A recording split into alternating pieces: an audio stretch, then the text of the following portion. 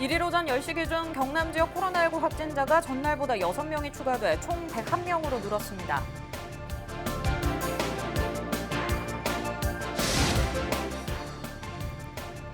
경남도가 중앙정부가 지급 예정인 긴급재난지원금에 앞서 도의 재원으로 중위소득 100% 이하 가구에 우선 지원하겠다고 밝혔습니다.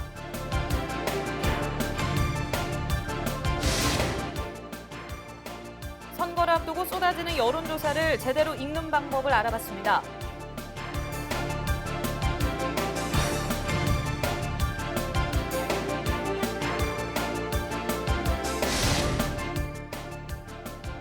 거창 합천 지역의 핵심 이슈를 언론 매체에서 다뤄진 키워드 빅데이터 분석을 통해 짚어봤습니다.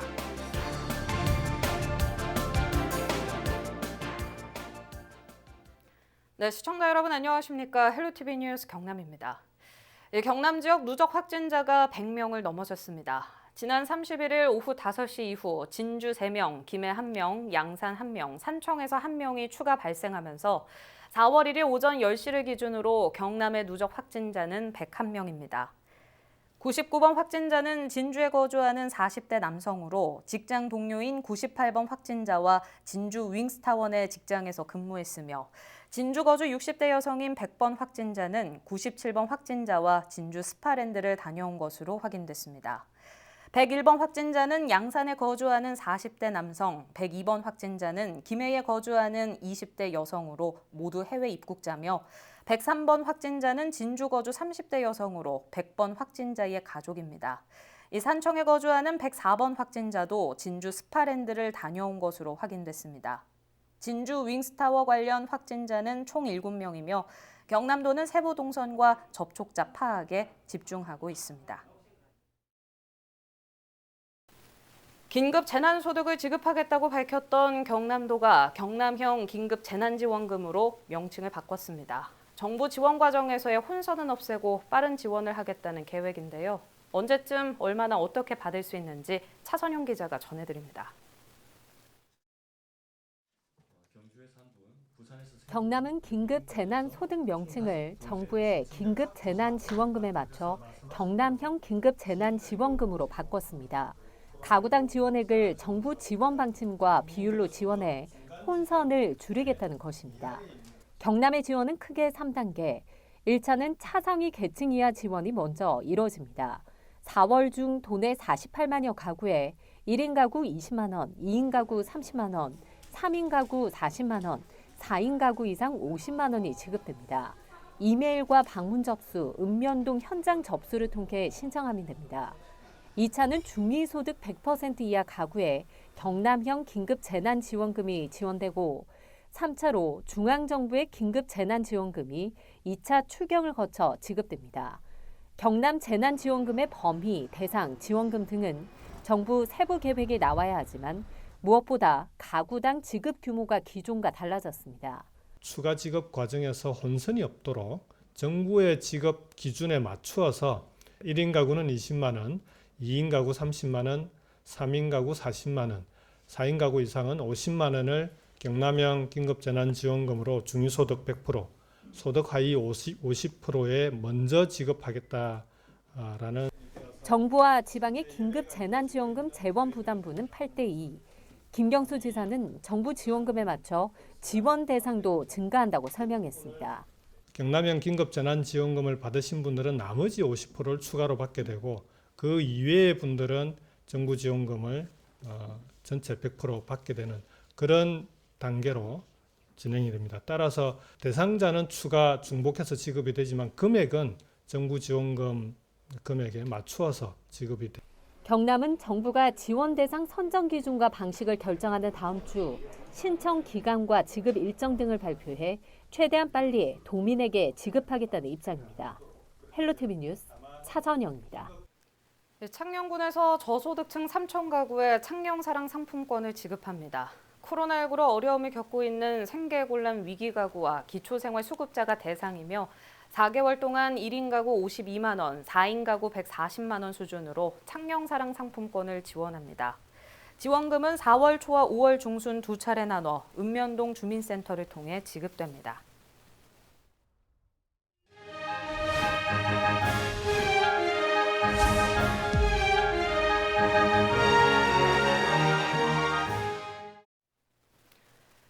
선거를 앞두고 곳곳에서 여론조사 결과가 나오고 있습니다. 각 당에서 후보자 경선을 할 경우 여론조사를 활용하는 경우가 많아졌고 정당과 후보 지지율을 알아보기 위해서도 실시되고 있는데요. 이 여론조사 제대로 읽는 방법, 장보영 기자가 알려드립니다. 여론조사를 접할 때 가장 먼저 확인해야 할 건 선관위에 등록된 조사기관에서 실시했는지입니다. 제대로 된 역량을 갖추지 못한 업체들이 마구잡이로 조사를 한 결과가 알려진다면 유권자의 선택을 왜곡할 수 있기 때문입니다. 미등록 기관의 조사 결과를 공표, 보도할 경우 3년 이하의 징역 또는 600만 원 이하의 벌금에 처해집니다. 여론조사가 얼마나 믿을만한지 자세히 짚어보려면 조사 결과를 보도하거나 공표할 때 표기하는 12가지 사항을 꼼꼼히 따져봐야 합니다. 최근 여론조사는 대부분 유선 또는 무선 전화를 활용하는데 이처럼 전화 조상이 된 사람들이 표본입니다. 지역구 국회의원 선거의 경우 표본은 최소 500명을 넘어야 합니다. 표본이 많아질수록 오차는 줄어들고 신뢰도가 높아집니다. 응답률은 전화를 받은 사람 중 끝까지 응답해준 사람의 비율을 말합니다. 표본이 500명이고 응답률이 5%라면 여론조사 전화를 10,000명에게 걸어 이들 중 5%인 500명이 조사에 끝까지 참여한 것으로 해석할 수 있습니다. 상대적으로 응답률이 높을 경우 조사 협조가 잘 됐다고 볼 수 있습니다. 표본 오차와 신뢰 수준도 잘 이해해야 합니다. 신뢰 수준 95%는 같은 여론조사를 100번 하면 95번은 똑같은 결과가 나온다는 뜻입니다. 즉 A 후보의 지지율이 40%, 표본 오차가 95% 신뢰 수준에 플러스 마이너스 3%포인트라면 40%에서 3%포인트를 더하거나 뺀 37%에서 43% 사이의 지지율이 100번 중 95번 나온다는 의미입니다.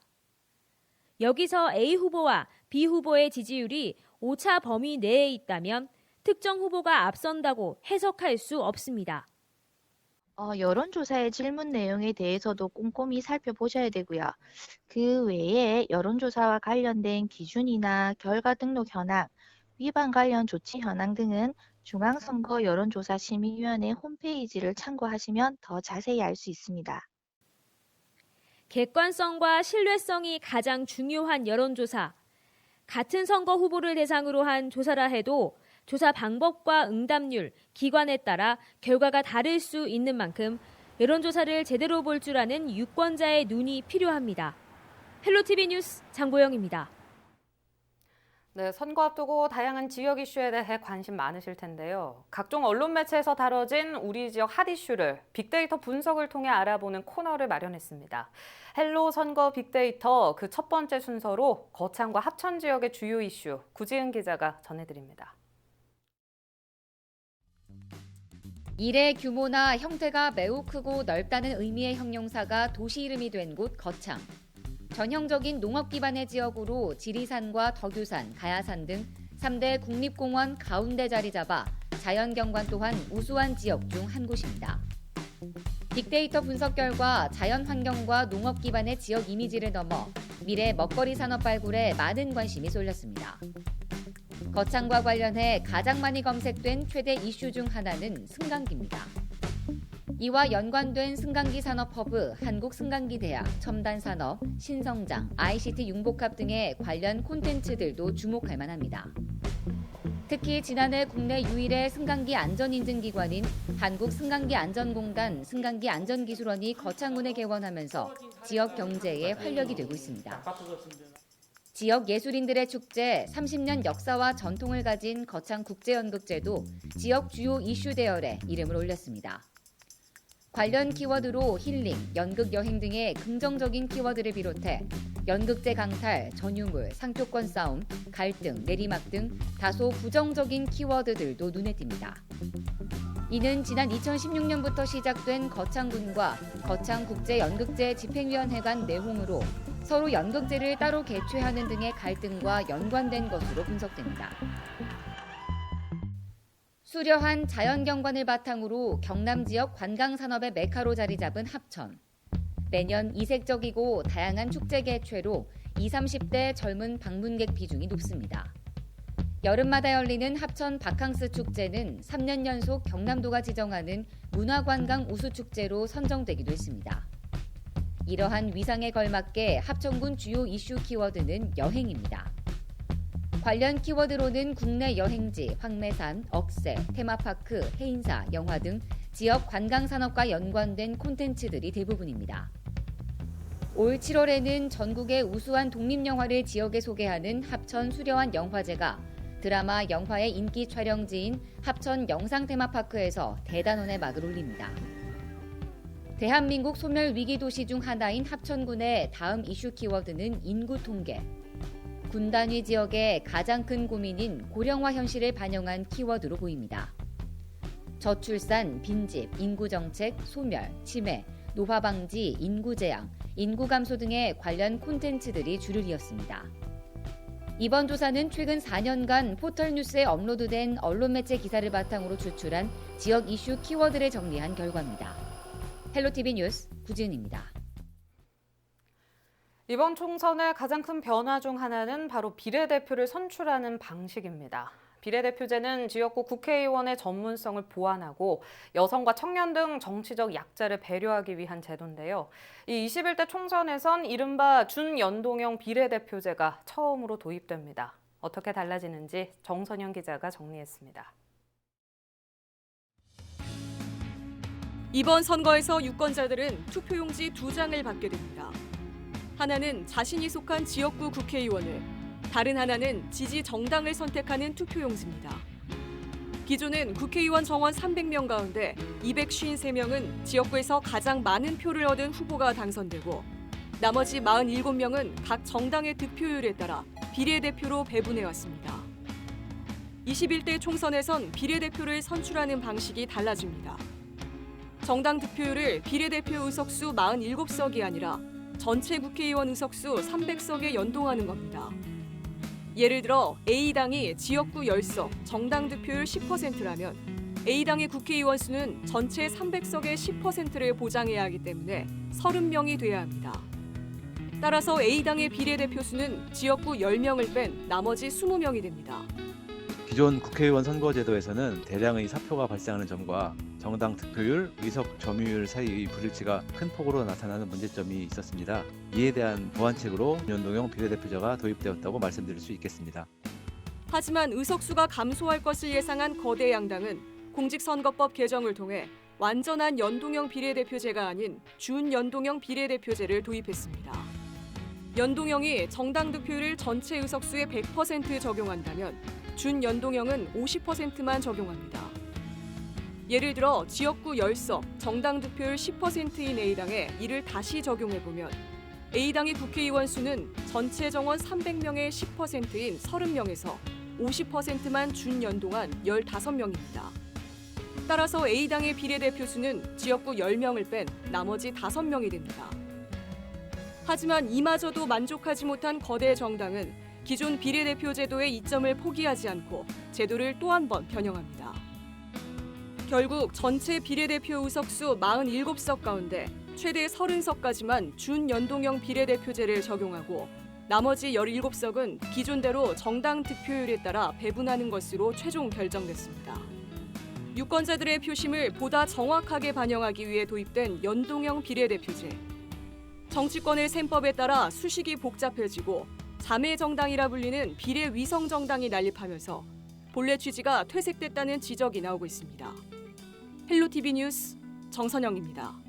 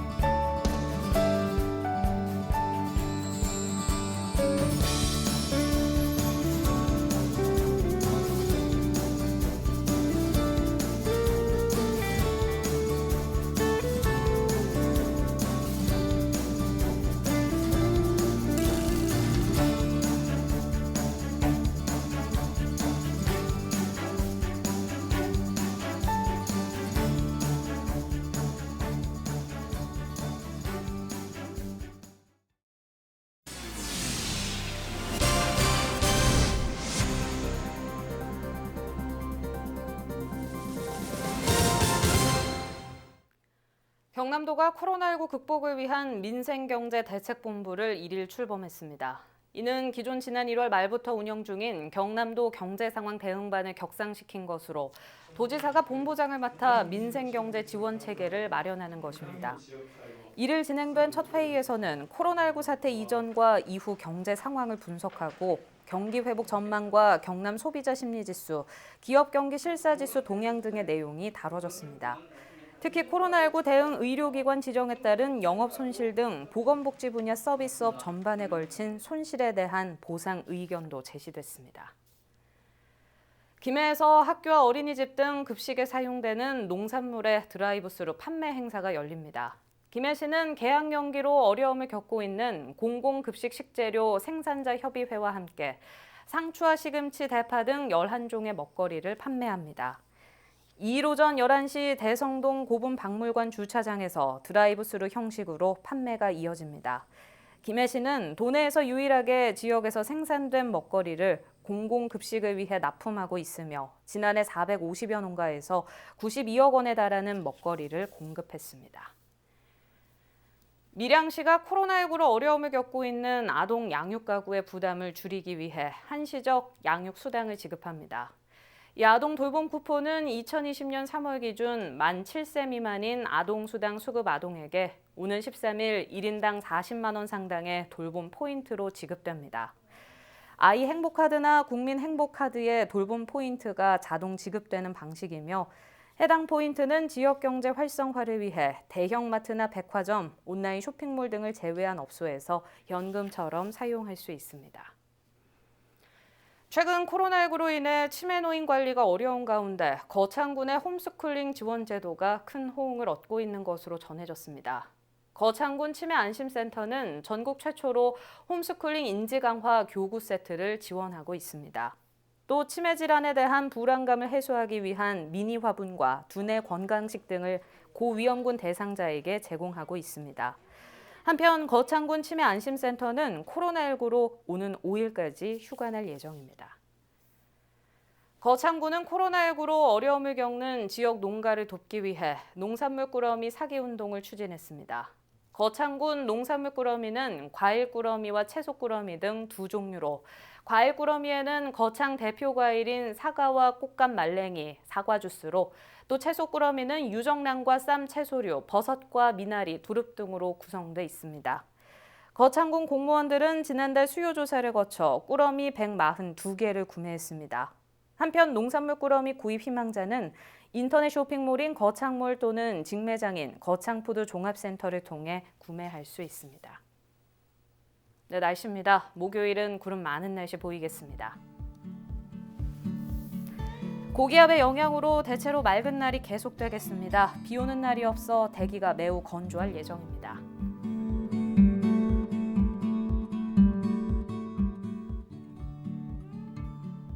미세먼지 수준은 보통으로 대기질은 평이합니다. 낮과 밤의 일교차가 15도 이상 나는 만큼 유의하시기 바랍니다.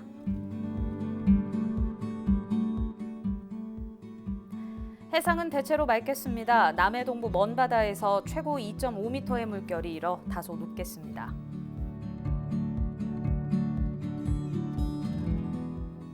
자외선 지수가 높습니다. 장시간 노출은 피하시기 바랍니다.